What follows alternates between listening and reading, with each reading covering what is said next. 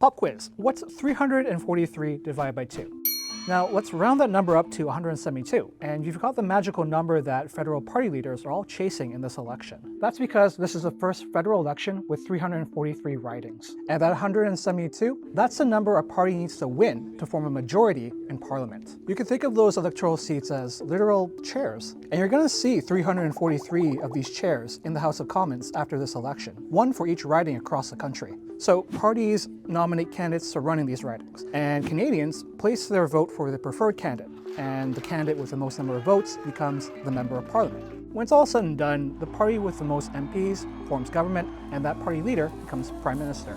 Now, the party that has 172 or more MPs will have a majority mandate. That means they'll control more than 50% of the seats in the House of Commons. You might sometimes hear that as holding the confidence of the House. And there are perks to this. Majority governments tend to pass their legislation faster because there's fewer MPs to vote against their bills. Majority governments tend to be more stable, with the party in power staying in power before an election has to be called every 4 years.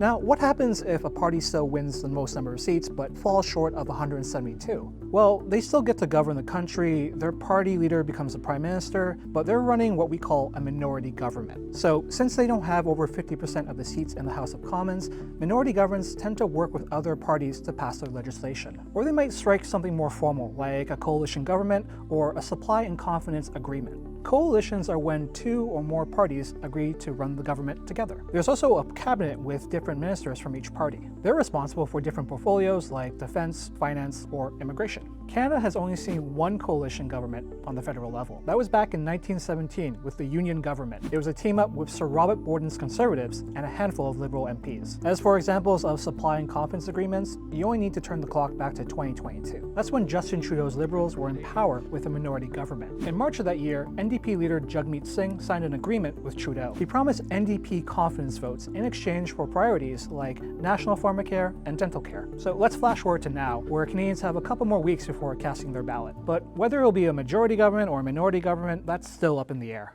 What else would you like to know about the election? Send your questions to ask@cbc.ca.